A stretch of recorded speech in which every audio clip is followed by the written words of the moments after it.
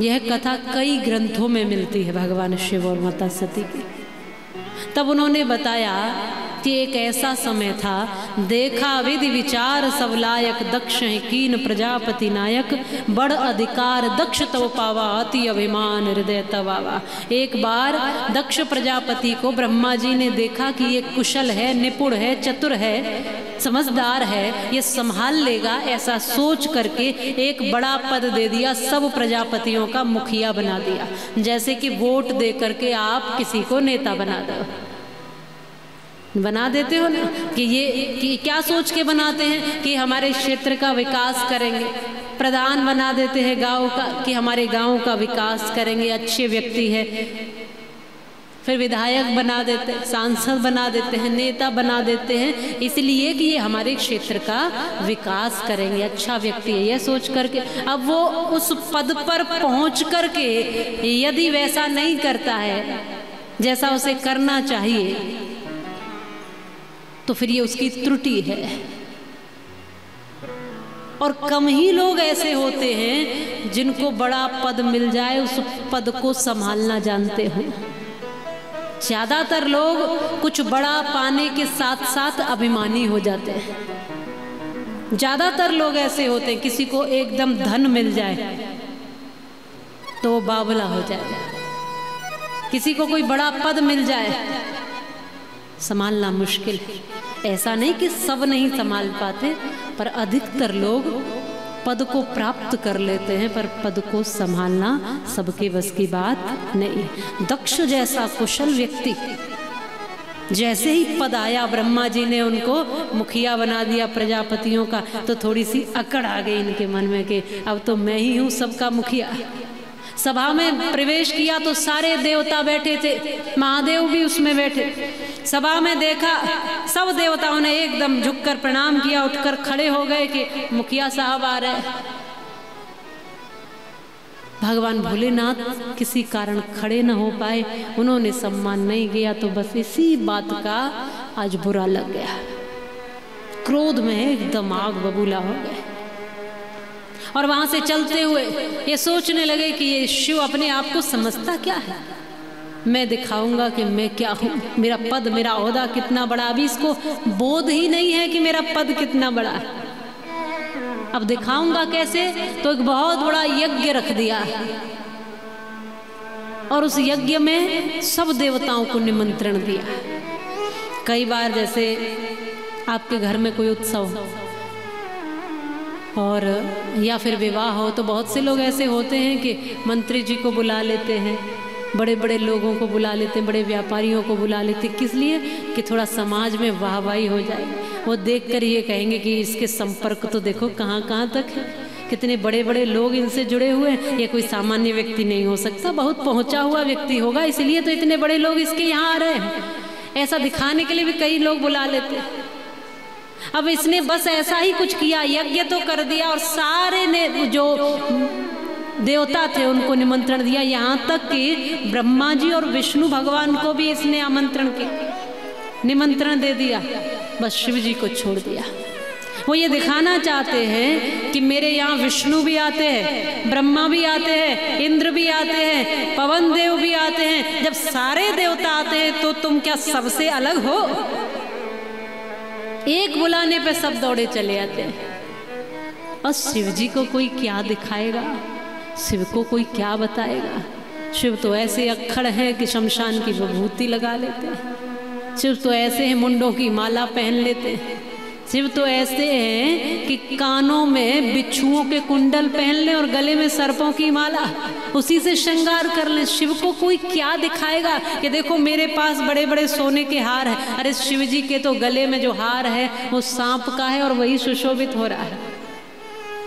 शिव ऐसे हैं कि जिनको कोई चमक रिझा नहीं सकती है। शिव को अगर आपका कुछ रिझा सकता है तो वो है भोलापन आपका, आपकी सहजता, आपकी सरलता, आपका भोलापन। इसीलिए तो भोलेनाथ कहते हैं उनको, भोले लोगों के नाथ हैं वो। स्वयं भी भोले हैं और वो उन्हीं को पसंद करते हैं जो सामने भोले भाले लोग हैं, चतुर लोगों को पसंद नहीं करते। लेकिन अब चतुराई वश ये यज्ञ रखते हैं, निमंत्रण देते नहीं। सती मैया को भी नहीं निमंत्रण दिया। चलो इनको तो नहीं दिया, शिव जी से वैर क्रोध कुछ भी था, पर अपनी पुत्री को तो बुलाया होता।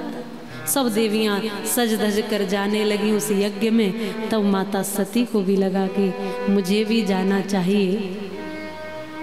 पूछने के लिए प्रयास में शिव जी के पास गई और मधुर स्वर में आज जो माता सती हैं वो भगवान शिव से आग्रह कर रही हैं। माता सती हाथ जोड़ करके बड़े मधुर स्वर में बोल रही हैं भगवान शिव को। बोली सती मनोहर वाणी भय संकोच प्रेम रससानी। थोड़ा भय भी है, थोड़ा संकोच भी है। कोई निमंत्रण आया नहीं है इसलिए संकोच। तुलसीदास जी के रामचरित के मानस के अनुसार ये कहा, बोली सती मनोहर वाणी भय संकोच प्रेम रससानी। वहाँ रामचरित मानस में आग्रह करती है पिता भवन उत्सव परम। पिता के भवन में उत्सव है, लेकिन श्रीमद् भागवत कथा में, भागवत महापुराण में थोड़ा शब्दों को बदल कर कहती है। प्रजापतेस्ते स्वसुरस्य सांप्रतम निर्यापितो यज्ञ महोत्सव किल वयम च तत्रा विश्राम वामते यद्यर्थितामी विबुधा व्रजंती। यहाँ कहती है माता सती भोलेनाथ से, प्रभु प्रजापतेस्ते स्वसुरस्य सांप्रतम। रामचरित मानस में कहती है कि पिता भवन, मेरे पिता के यहाँ पर एक उत्सव है, पर भागवत जी में कह रही है शब्दों को थोड़ा सा चतुराई से रख करके। ये नहीं कहती मेरे पिता के यहाँ, ये कहती है आपके ससुर जी यज्ञ करा रहे हैं, प्रभु चलोगे नहीं? थोड़ा भोलेनाथ को ये लगे कि मेरा भी कोई रिश्ता है। प्रजापतेस्ते ससुरस्य सांप्रतम, आपके ससुर जी यज्ञ करा रहे हैं, चलना चाहिए। भोलेनाथ कहते हैं निश्चित रूप से जाना चाहिए, यज्ञ में ऐसे उत्सव में तो जाना चाहिए देवी। पर एक बात यह बताओ, कोई निमंत्रण आया है?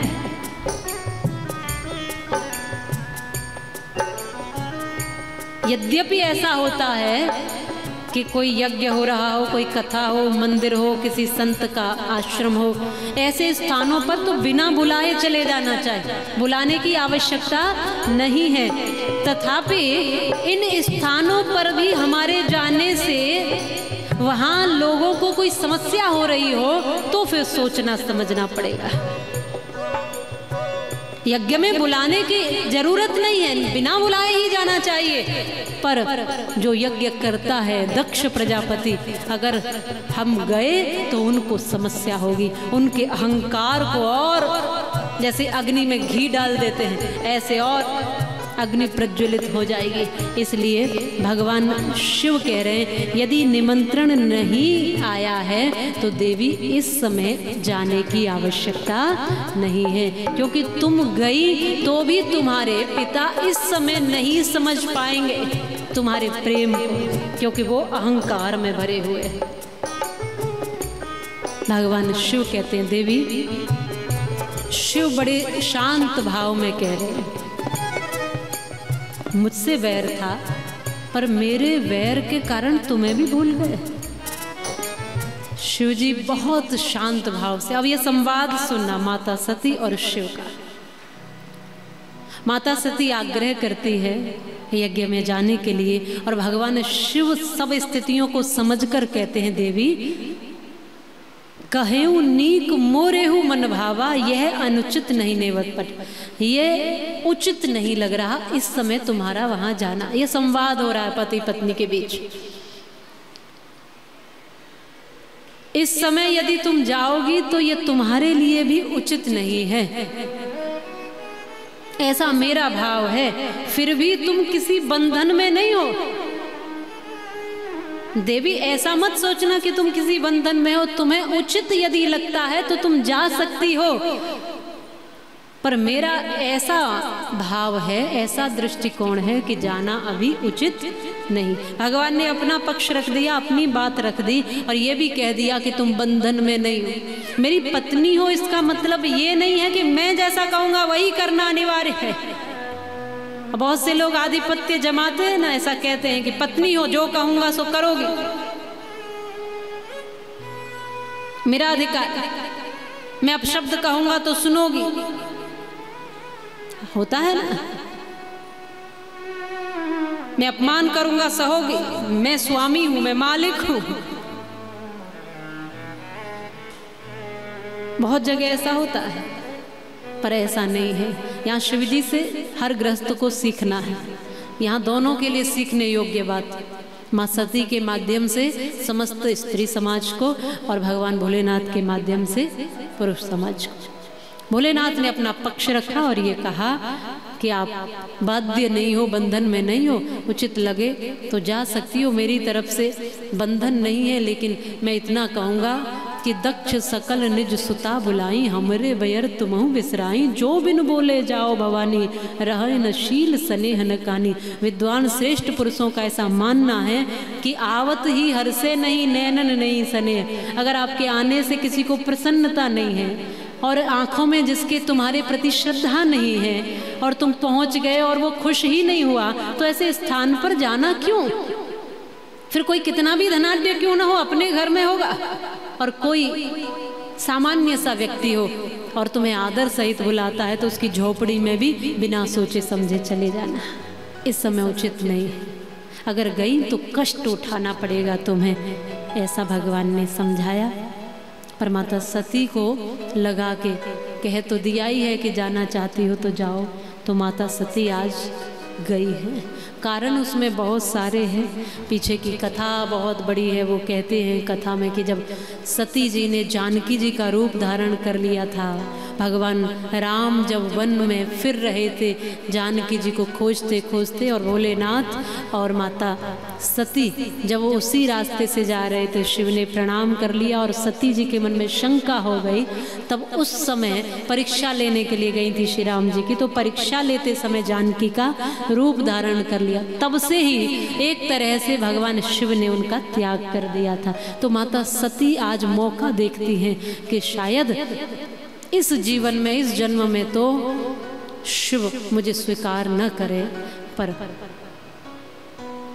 आज जाना इसलिए आवश्यक है कि शायद मेरे पापों का प्रायश्चित हो, मेरी गलतियों का प्रायश्चित हो। जानती हैं भगवती हैं, भगवानी हैं, सब जानती हैं वो भी, पर वो भी समझती हैं कि शिव को कैसे अपना बनाया जा सकता है। आज गई है सती मैया, कभी भगवान शिव की आज्ञा का उल्लंघन नहीं करती हैं, लेकिन आज फिर भी गई, जानबूझकर गई। पहुंची पिता भवन जब गई भवानी, दक्ष त्रास किसी ने काहू न सम्मानी, किसी ने सम्मान ही नहीं दिया, किसी ने कोई भाव ही नहीं दिया। और यहाँ तक कि दक्ष ने तो देखा तक भी नहीं कि मेरी पुत्री आई है। सादर मिली एक माता, माँ तो माँ होती है, तो माँ तो फिर भी मिली, लेकिन बाकी बहनों ने, बाकियों ने तो हाथ से ही किया। देखो बिना बुलाए आ गई सती। माता सती ने सबका अपमान सहन कर लिया, सबने माता सती का अपमान किया, सबका अपमान सहन कर लिया, लेकिन माता सती से अपने पति का अपमान सहन न हुआ। पिता ने जब माता सती को देखा तक नहीं, माता सती ने सहन किया, कोई बात नहीं। बहनों ने उपहास किया, माता सती ने सहन किया, कोई बात नहीं। सबने माता का निरादर किया, माता सती ने सब सहन किया, लेकिन देखा कि जाकर देखूं तो सही कि मेरे भोलेनाथ का, शिव का यज्ञ मंडप में कितना सम्मान है, कौन सा स्थान है। सती जाए देखेऊ तब जागा, कतहु न दीख शंभु करि भागा। जब माता सती ने उस यज्ञ मंडप में देखा कि हर एक छोटे से छोटे देवता का स्थान यज्ञ में दिया हुआ है, लेकिन देवादि देव महादेव का स्थान नहीं है, तब माता कुपित हो गई, क्रोधित हो गई और योगाग्नि को मानो माने प्रज्वलित कर लिया। अपने ही नेत्रों में लाल लाल अग्नि को प्रकट करके पूरी ज्वालामुखी बन करके आज कहा, हे दक्ष, तू पिता कहलाने का अधिकारी नहीं है, तूने आज शिव का अपमान किया है, तूने सारी मर्यादाओं का उल्लंघन कर दिया है, तू अहंकार में आज इतना भर गया है कि आज तूने मेरा ही अपमान नहीं, मेरे पति का भी अपमान किया, भगवान शिव का अपमान किया है। यह यज्ञ तेरा कभी सफल नहीं होगा। जिस यज्ञ में शिव ही नहीं है वो यज्ञ सफल कैसे होगा? इस यज्ञ को कभी सफल नहीं कर पाओगे।